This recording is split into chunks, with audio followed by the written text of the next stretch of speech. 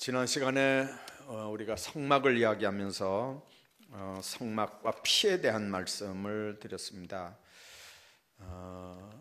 가난해도 비둘기를 드려야 됐고요.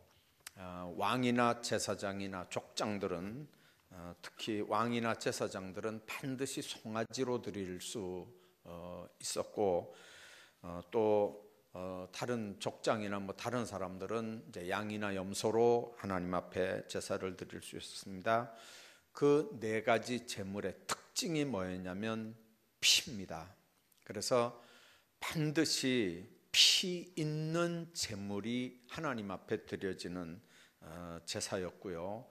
그래서 피 없으면 절대로 죄를 속하지 못한다는 게 이제 그 제물과 제사에서 전제가 되는 말씀들이었거든요. 이런 가르침을 하면서 오늘 24장에 나오는 말씀은 시내산에서 언약을 세우는 말씀들이 이제 기록이 됩니다. 우선 몇 가지 우리가 이 말씀 가운데 오늘 생각해야 되는 게 있습니다.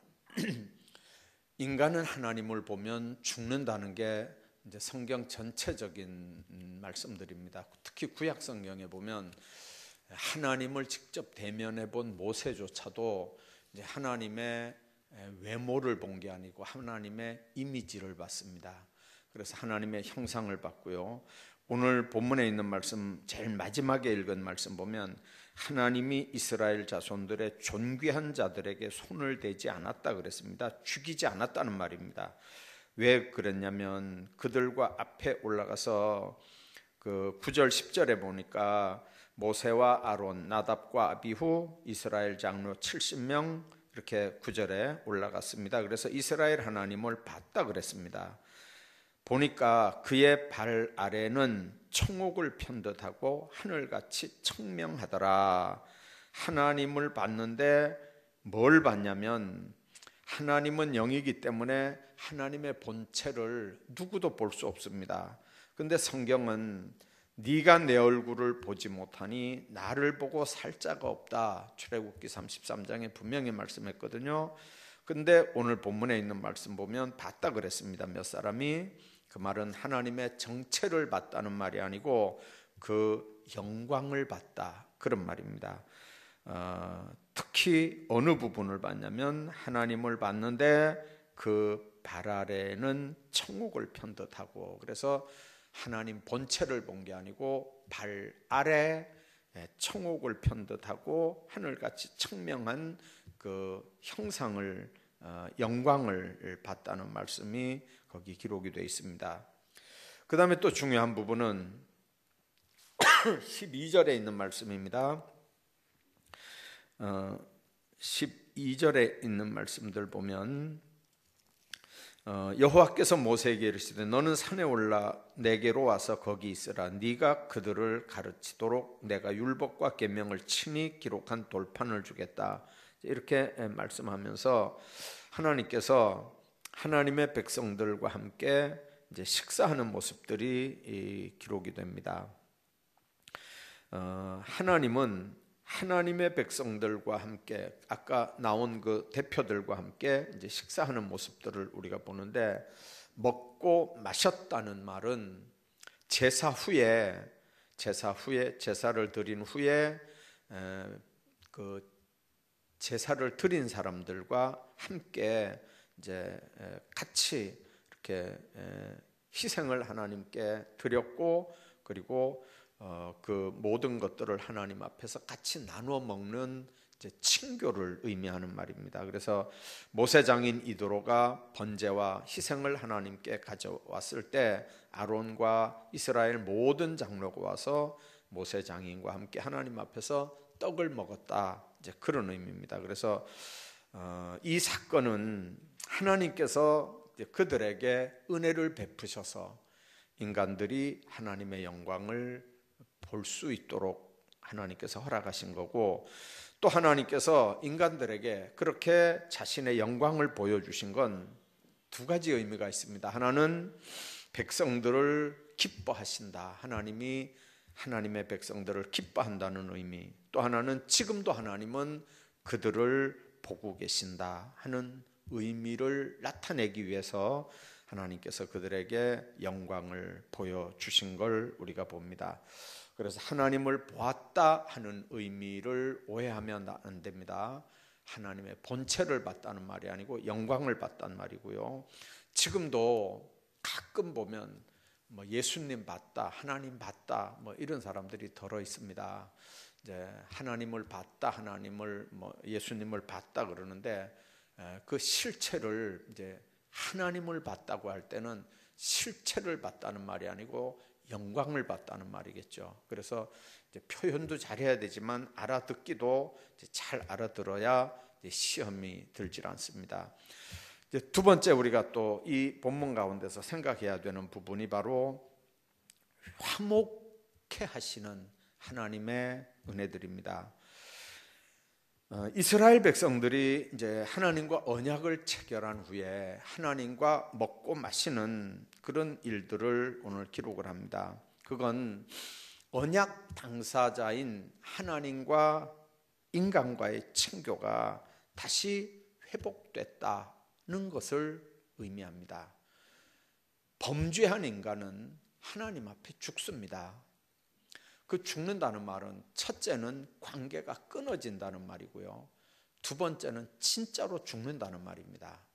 육신도 죽고 영혼도 지옥 가고.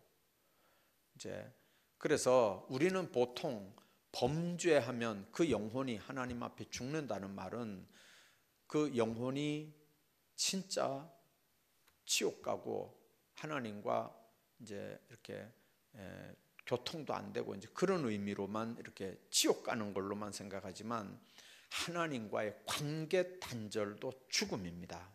그래서 이제 제가 한번 여러분들에게 말씀드렸는데 기억이 나는지 모르겠습니다. 다윗이 밧세바를 범하고 시편 51편에 보면 베개가 떠내려갈 정도로 침상이 떠내려갈 정도로 눈물을 흘리면서 하나님 앞에 통곡하는 기도문이 시편 51편에 나옵니다. 그 시편 내용을 여러분들이 한번 잘 보시면 그 회개하면서 하나님 앞에 다윗이 기도했던 핵심이 뭐냐면 주의 영을 내게서 거두어 가지 마십시오 하는 게 그 기도의 핵심입니다. 여러분들 왕이 여러 여자들을 거느릴 수 있었던 때입니다. 그때는 그렇잖아요. 왕이 여러 여자들을 거느릴 수 있었던 때입니다. 그러니까 밧세바를 취했다 그래서 그게 무슨 큰 인간 사이에는 그게 큰 죄가 아닐 수도 있습니다. 예. 쫄병 하나 죽였다고 해서 그게 큰 죄가 아닐 수도 있습니다. 그러나 하나님은 다윗과의 관계를 생각해서 나단을 보냅니다. 그리고 나단에게 아주 비상한 얘기를 하게 합니다. 어떤 사람이 양 100마리가 있는데 손님이 왔습니다. 자기 양 100마리 중에 하나 잡아서 대접하면 될 낀데 가난한 양 1마리밖에 안 기르는 그 불쌍한 사람 그 양을 뺏어다가 잡아가지고 손님 대접을 했습니다. 임금님 어떻게 했으면 좋겠습니까? 그러니까 다윗이 지가 자기 말로 그런 놈은 그냥 두면 안 된다는 거죠. 그냥 잡아다가 그냥 가만히 두면 안 된다고. 자기 입으로 이렇게 자기 입으로 그냥 다 그런 놈은 가만히 두면 안 된다고. 그러니까 나단이 그게 바로 당신이다. 하나님이 얼마나 많은 여자들을 당신한테 붙여줬는데 왜 부하 죽이고 부하 아내까지 뺏어다가 밧세바를 취했냐. 아마 다른 왕 같으면요 나단은 그날 밤으로 죽었습니다. 안 그렇겠어요? 그런데 다윗이 회개하면서 얼마나 하나님 앞에 철저하게 회개했는지 모릅니다. 여러분들 왜 그랬을까요? 핵심이 뭘까요? 아까 얘기한 것처럼 주의 영을 내게서 거두지 말라고 하는 기도. 그게 바로 다윗이 회개하는 핵심입니다. 이게 주의 영이 자기에게서 떠나면 주의 영이 자기에게 있다는 말이 뭔 말이냐면 그게 곧 하나님의 백성이고 하나님의 자녀고 하나님의 종이고 하나님의 일꾼된 표가 하나님의 영, 주의 영이 자기 속에 임했고 그 주의 영은요 왕 되기 전부터 빈들에서 양을 칠 때부터 늘 다윗과 함께 하던 하나님의 영, 하나님의 신이거든요. 근데 범죄함으로 밧세바 우리아를 죽이고 밧세바를 취한 그 사건 때문에 그 영이 떠났다. 한번 생각 한번 해보세요. 다윗이 어떻게 세상을 살겠습니까? 왕 노릇은 제대로 할 수 있겠습니까? 하나님 관계뿐만 아니고 인간 관계가 제대로 되겠습니까? 그러니까 제일 두려운 게 뭐냐면 하나님의 영을 내게서 떠나가지 말게 해달라. 그게 회개하면서 핵심입니다. 골자입니다. 근데 우리는 그렇잖아요. 예수의 영이 내게 있는지 없는지, 예수의 영이 나를 권면하는지 안 하는지, 예수의 영이 나를 책망하는지 안 하는지 의식도 없이 세상을 살잖아요. 여러분들, 다윗은 하나님의 영이 자기를 떠나면, 주의 영이 자기를 떠나면 자기는 껍데기만 인간인 걸 알았어요. 그냥 살아있는 것 같지만 실제로는 죽은 인간인 걸 다윗은 알았어요. 그래서 눈물 흘려가면서 하나님 앞에 부르짖고 간구하는 게 뭐냐면 주의 영을 내게서 떠나가지 말게 해주십시오. 하나님의 백성된 특징이 뭐냐면요, 세상 사람들보다 오히려 선하지 못하게 살 수도 있어요. 그렇잖아요. 저도 오늘 어떤 사람하고 얘기했어요.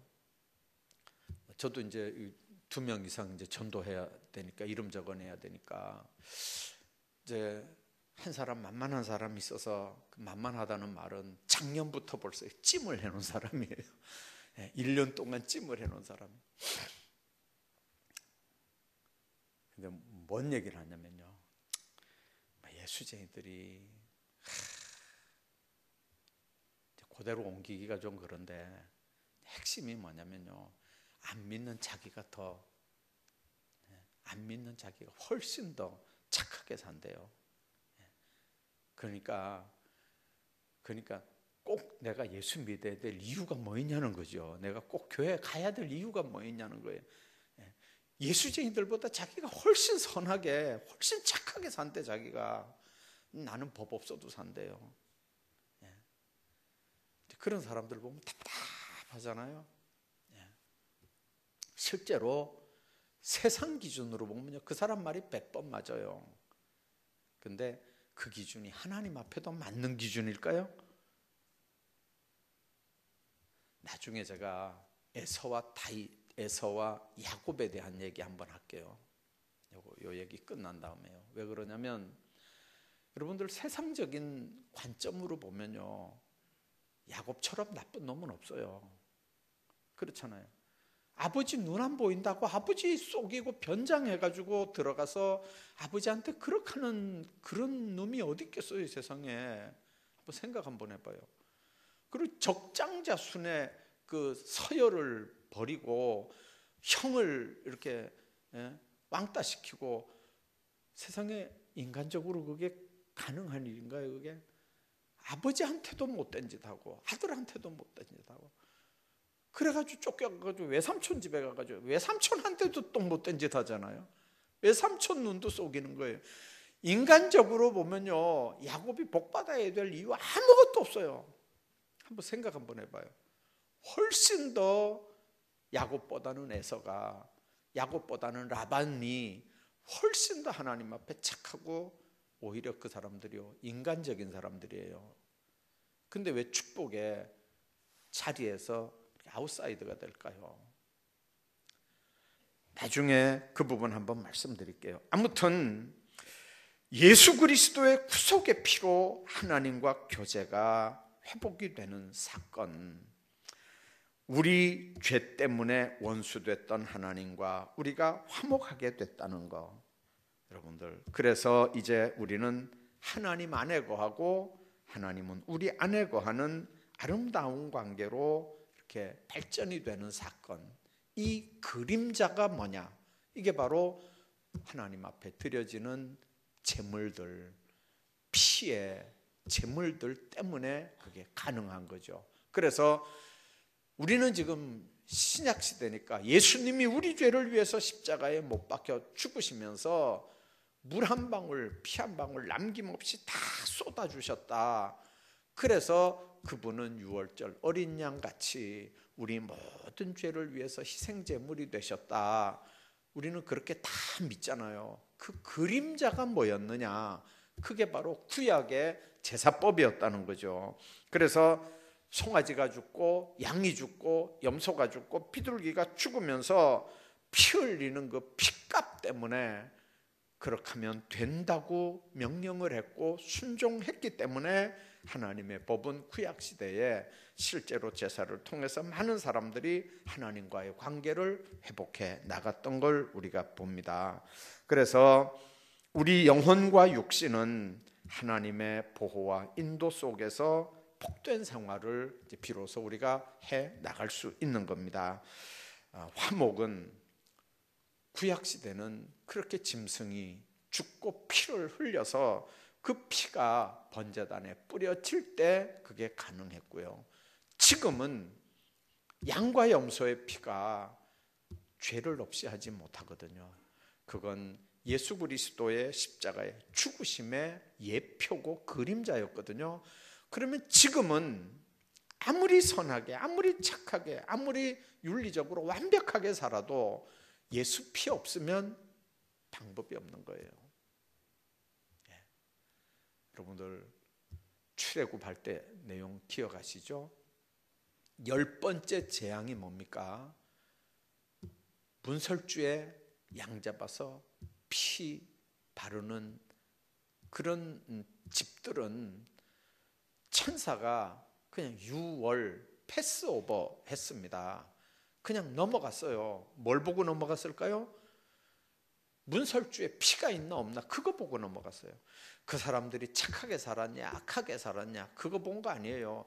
그 사람들이 진짜 유대인이냐 혼혈하냐 그거 보고 넘어간 거 아니에요.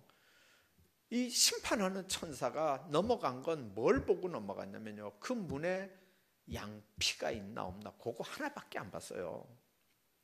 이스라엘 백성들이 여리고에 들어갔어요. 기생라합과 맺은 정탐꾼의 언약 때문에 기생라합이 창문에다 빨간 리본을 내려놨어요. 그리고 이스라엘 백성들이 여리고 정복한 다음에 다 이렇게 이제 이렇게 정복할 때 그 빨간 리본이 있는 라합 집에 모든 그 안에 있는 식구들은요 하나도 다치지 않고 다 보호해 줬어요. 뭐 때문에요? 기생이 뭐 얼마나 착해봐야 뭐 얼마나 착하고 의로워봐야 뭐 얼마나 의로웠겠어요. 여러 남자들 앞에 웃음 팔고 몸 팔고 그런 여자가 뭐 의로워봐야 뭐 얼마나 의로웠겠어요. 근데 하나님이 보는 건 의롭느냐 의롭지 않느냐, 뭐 윤리적으로 완벽하냐 아니냐 그거 보는 거 아니라니까요. 언약의 말씀대로 창문에 빨간 줄 내렸느냐 안 내렸느냐 그거예요. 아까 얘기한 것처럼 문설주에 피를 발랐냐 안 발랐냐 그거예요. 지금도 마찬가지예요. 지금도 인간적으로 야곱 같은 인간이라도 그 속에 예수 피가 있으면 그건 구원받는 거고, 에서같이 가슴을 치면서 막 억울해서 팔팔 뛰도 아무리 자기가 선하게 착하게 살아도 예수 피 없으면 방법이 없어요. 그게 구원의 법이고 그게 십자가의 법이에요. 그러니까 우리가 생각하는 기준과 성경이 말씀하는 기준이 절대 같지 않아요. 이게 제사법에서 우리에게 주시는 하나님의 말씀인 줄로 믿으시기 바랍니다. 뿐만 아니라 하나님께 영광을 돌려야 하는 게 하나님의 백성들에게 주시는 하나님의 명령입니다. 어떤 사람은 하나님을 봅니다. 그러나 먹지도 않고 마시지도 않습니다. 그들은 하나님을 너무 두려워하면서 하나님을 바라봅니다. 그렇기 때문에 그들의 일상으로부터 하나님과의 관계가 격리가 됩니다. 거룩한 것과 세속적인 것을 딱 구분합니다. 주일과 평일을 딱 구분합니다. 하나님의 돈과 하나님의 물질과 세상의 물질을 딱 구분합니다. 하나님 것과 내 것을 딱 구분합니다. 여러분들 얼마나 잘하는 일 같죠? 그러나 절대 그렇지 않습니다. 신앙생활은요, 하나님 것도 하나님 거고 내 것도 하나님 거예요.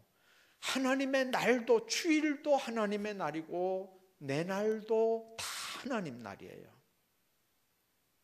내 것이라고 하는 건 없어요. 11조만 하나님 거가 아니고 10의 9, 10의 9도 다 하나님의 거예요. 내게 어디 있습니까? 그러니까 어떤 사람들은요, 평범한 일로부터 그 평범한 삶에서 하나님을 만나요. 요건 하나님의 거, 요건 내 거. 그러니까 하나님의 건 구분하지만 내 거는 내 거잖아요. 이건 하나님 개입하면 안 되는 거예요. 하나님 간섭하면 안 돼요. 이건 하나님하고 상관도 없는 내 거예요. 내 마음대로 할 수 있어요. 그런가요? 아니라니까요. 하나님 앞에서 온전한 신앙생활은요, 가장 평범한 삶의 자리에서 그분의 얼굴을 보는 거예요. 그들은 영으로만 아니라 몸으로도 하나님 앞에 영광을 돌리는 일이에요. 주일날 교회 와서 예배드리는 일 너무너무 중요하죠. 그것보다 더 중요한 건 삶의 자리에서 하나님 앞에 예배드리는 일이에요. 삶 자체가 하나님 앞에 예배예요.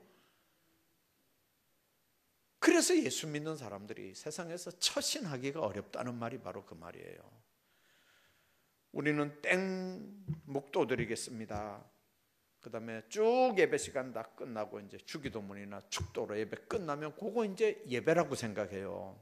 그러나 여러분들, 그 축도하고 그 다음 시간은 뭡니까? 우리가 모두 일어나셔서 주일 낮 예배 드릴 때 모두 일어나서 마지막 찬양하고 축도하고 그냥 나가는 거잖아요. 그게 파송기도 하는 거예요. 파송기도. 그러면 여러분들, 예배는 여기서 드리는 거예요. 그리고 은혜도 여기서 받는 거예요. 그 은혜가 뭔 은혜냐면, 일주일 동안 세상 나가서 빛과 소금의 사명 감당하고 하나님의 영광을 드러낼 수 있도록 여기서 파송하는 거거든요, 세상으로. 그럴 때 하나님이 당신들과 함께 가기를 원한다 하는 축복이에요. 성령과 성부와 성자와 성령이 여러분들 삶 속에 여러분들과 함께 하기를 원한다. 그 말은 여러분들이 가정으로 가면 가정, 직장으로 가면 직장, 거기가 어디든지 간에 거기가 하나님이 여러분들을 보내는 사역지다 그 말이에요. 돈 벌려고 보내는 게 아니고 돈 버는 일을 통해서 살아 역사하시는 하나님을 증거하고 나타내는 삶을 여러분들로 살라는 거예요. 예수 냄새를 피우고 예수 향기를 바라면서 있는 그곳에서 하나님 앞에 영광 돌리는 삶을 살라고 파송하는 게 바로 마지막 예배 시간입니다. 그래서 평범한 일상과 하나님의 비전을 결합할 수 있는 게 하나님 앞에서 얼마나 아름다웠고 은혜스러운 일인 것을 여러분들이 한번 생각하시기를 바랍니다. 그렇다면 여러분들, 주님이 나와 함께 하는데 왜 세상에서 나에게 시련이 있습니까? 왜 주님이 나와 함께 한다면 맨날 이렇게 어렵고 수고하고 무거운 짐 내가 이거 감당해야 됩니까? 주님이 나와 함께 한다면 왜 내 삶의 자리에 언제든지 이렇게 슬픔이 떠나질 않습니까? 그런데 성경을 여러분들이 믿는다면 슬픔 속에도 주님이 함께 하신다는 믿음이 있기를 바랍니다.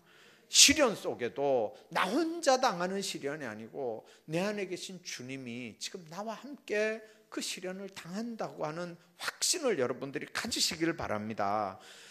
감당할 수 없는 짐에 눌려서 힘들어할 때 이 무거운 짐 진자들아 다 내게로 오라 주님 말씀해놓고 왜 이 짐 책임 안 지고 나 혼자 짊어지게 하냐고 원망하고 불평할 게 아니고 정말 그 무거운 짐 질 때 주님은 멀찌감치 서서 구경만 하는 하나님이 아니라 같이 짊어져 주시는 걸 여러분들이 삶의 자리에서 체험할 수 있기를 주의 이름으로 축복합니다.